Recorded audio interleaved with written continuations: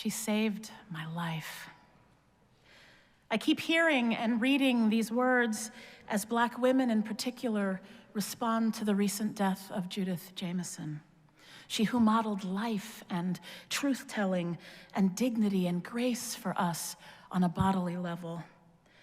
I'm talking about a remarkable woman who I first encountered as a dancer with Alvin Ailey American Dance Theater, and most recently experienced her as their artistic director all the way from 1989 to 2011. They honored her until her death last week as their artistic director emerita.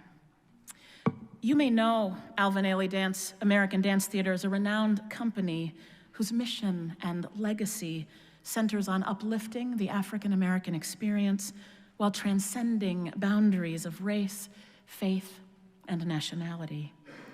The company speaks of its universal humanity, and to this day, proudly models values that I try to center in my own living.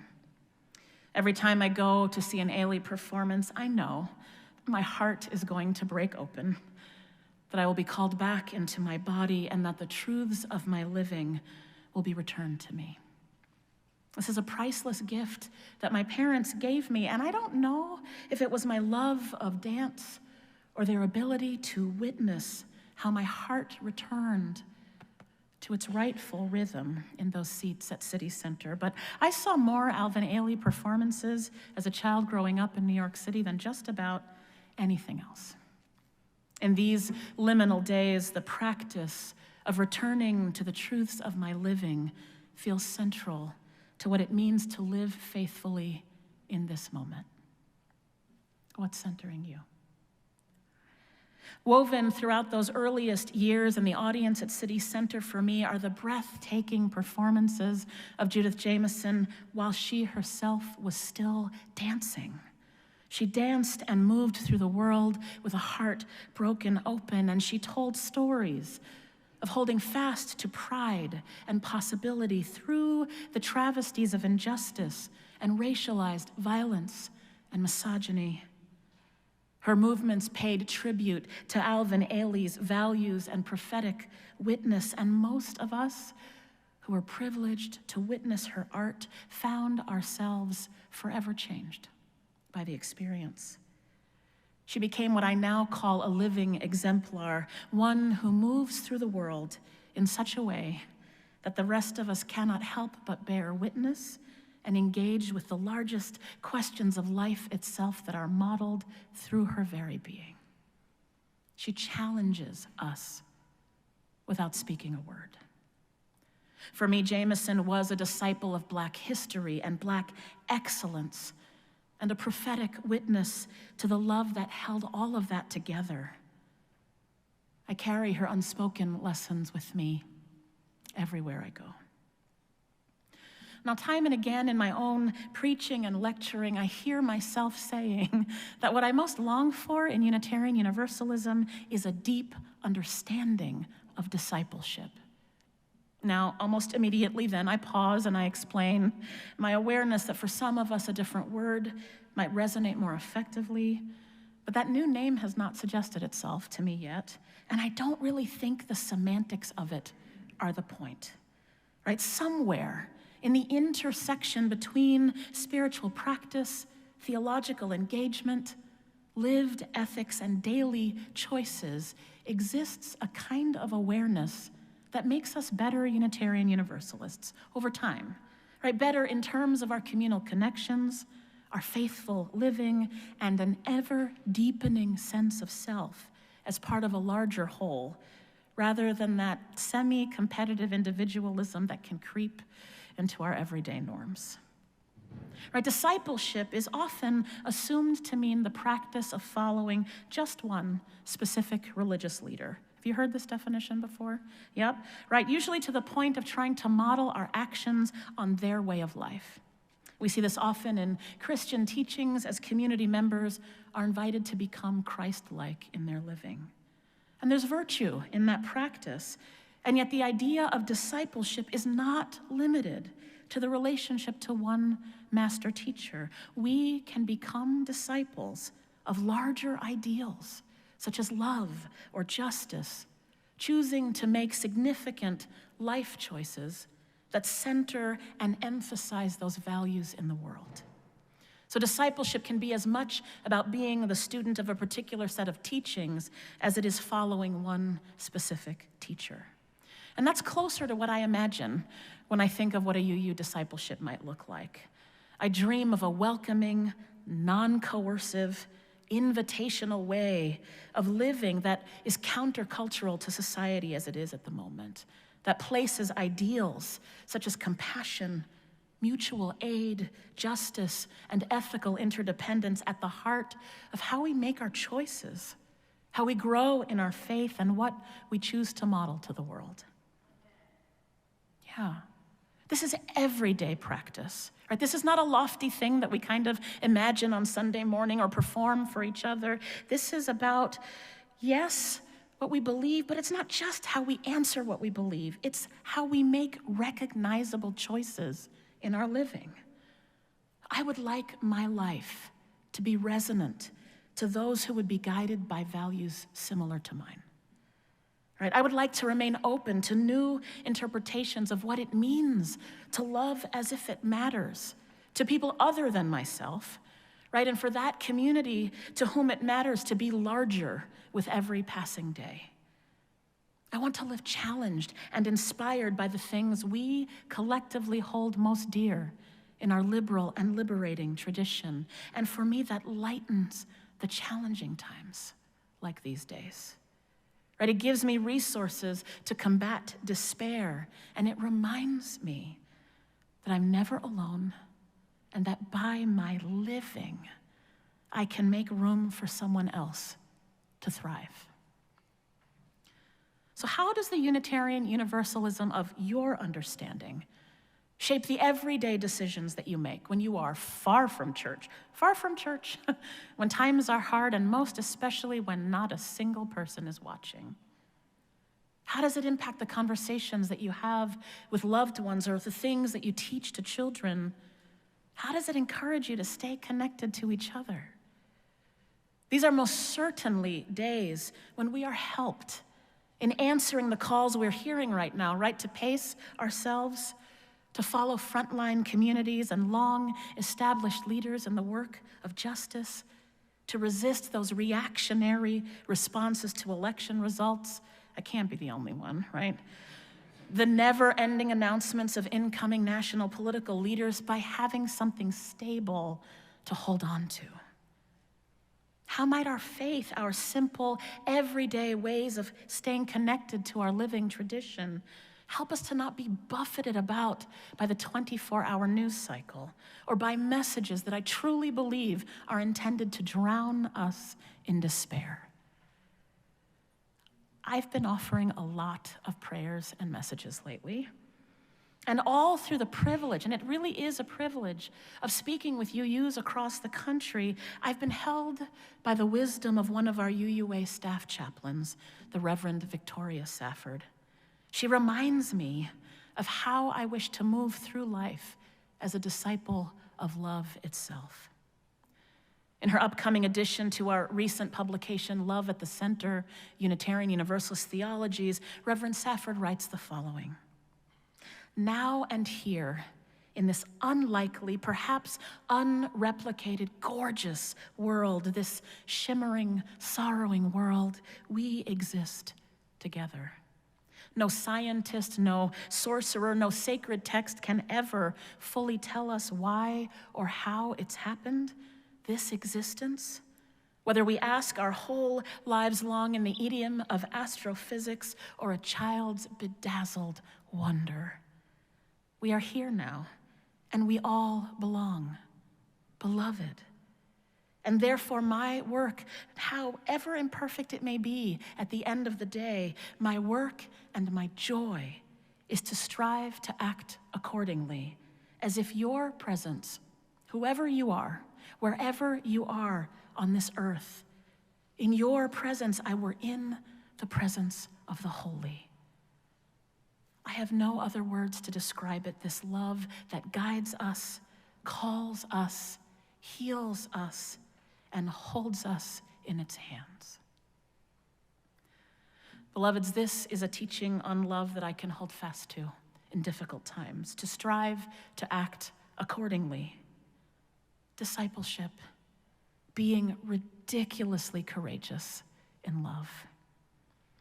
Am I saying that it is my practice to center everyone's dignity and worthiness, even in the moments when they are acting in profoundly immoral ways? No. I said earlier this morning that my mother was my first theologian, and she used to tell me how good it was that she is not God. Right? But I am saying that it is part of my calling to de-escalate, to disrupt attempts to violate my own dignity and worthiness or that of others. Right? Once we have had a real moment to process our outrage, our fear, our numbness, worries, or disbelief, once there has been time to discuss real strategy and values, community, justice, and well-being, once we have listened to those, including those in this congregation and its powerful leadership who have been doing the work of justice for decades, it's going to be time to respond. On what will you ground that response? Right, so what are we meant to hold on to in these times, and how do we move forward? My colleague, the Reverend Nancy McDonald Ladd, who serves as Director of Communications and Public Ministry at your Unitarian Universalist Association, asked this question another way when I told her what I would be preaching about this morning. Reverend Nancy wants to know how we become disciples of a living tradition rather than a sealed revelation. Right? She asks what it means to be dedicated disciples of love. What I so appreciate about working with her is that she constantly brings us back to our shared values as that which claims us as Unitarian Universalists rather than the other way around. Right? It's not enough to say that love lives at the center of this tradition. We must also ask what it means to live as if love itself matters. Right? This is about choosing day by day to be students or disciples of a living tradition, one that is ever evolving and asks us regularly to find new ways of expressing our deepest theological truths. This does not mean that we do away with what we have known. That's never what it's been about, right? It means that we interpret what we believe for the times that we are in. Our living tradition, I'm sure you've heard this in the sanctuary, is born of the free church movement, and it relies on us. It does, to be stewards of a future that brings hope to our communities. It relies on us to stay faithful to the values of our living and to bear witness to that goal of world community with peace, liberty, and justice for all, even in this liminal moment, no matter what happens in this nation or in the world. I know that here at the First Unitarian Church of Dallas, you are rightly proud of your decades-long commitment to the work of justice in a community that does not always fully share or support your beliefs. I think you have a lot to teach us in this movement about how to be faithful stewards of the shared values that we are living into anew in our living tradition. I suspect you have a lot to share with one another and with Unitarian Universalism writ large about what it means to hold your Unitarian Universalism close in your day-to-day living. I want to thank you for your profound presence in our faith and for the deep, abiding faithfulness of your shared ministry. My prayer is that together, held fast by the promise of a love that abides, we will take this collective moment to lean fully into the here and now, to pull into our bodies and our beings all that calls us back to our best selves, that we might hold with grief of this moment, yes, to hold it with honesty, with openness, with reverence for the sacredness of all life. This time of worried run-up to inauguration for many of us can also be a time of healthy lament. Lament is a spiritual practice.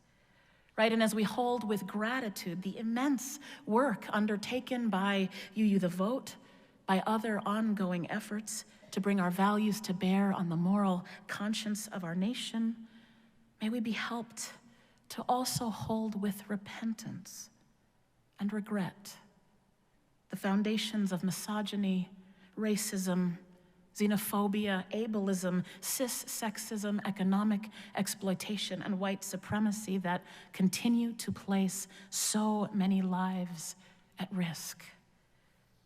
I pray that we can pause together in this moment to take time to listen to those whose lived experience and leadership have wisdom to offer and to resist the immediate reactivity of the day, that we might trust in a larger, loving strength, in a community of hope, resistance, and possibility that holds us in difficult times and challenges us to reflect honestly on the histories and legacies of injustice that continue to haunt and harm our nation today.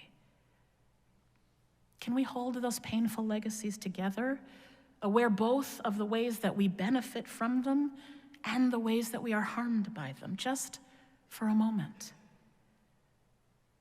Can we hold fast to love as a future alternative that calls us to stay together in community, to fight for our collective power, and to stay true to that which we hold most dear in the years to come? As we are reminded of all that drives our commitment to shift those legacies of dehumanizing violence through our living, may we remember that the choices we make as a nation do not impact all of us equally, but that all of us will be called to resist the trappings of power and unearned privilege as a people, together.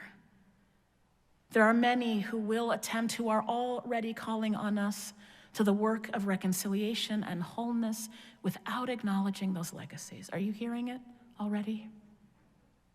May we be reminded that that work cannot begin to move forward until we ourselves are clear about all that brought us to this moment and the real shape of our own living within that history. I believe that we are called to a faithful striving instead. Our Unitarian Universalist tradition reminds us that it is only collectively, together, that we might be saved from the trials and tribulations of injustice. Beloveds, what is your faith asking of you right now? How will you hold another faithful possibility through grief, through hopefulness, through the yearning for beloved community long enough that it might save a life, strengthen a spirit, teach a mind, or encourage even a nation? How might you be a UU disciple in your own understanding of our liberal and liberating tradition each day? God of many names and one abundant love, remind us of our best selves in the weeks, months, and years to come. Help us to believe in goodness again and to call that goodness into being. Help us to model that goodness gracefully, that someone might someday say of us, they saved my life. We saved our lives together. Let us choose love, beloveds, love again and again and again and again and again. May it be so. Amen. Ashe, and blessed be.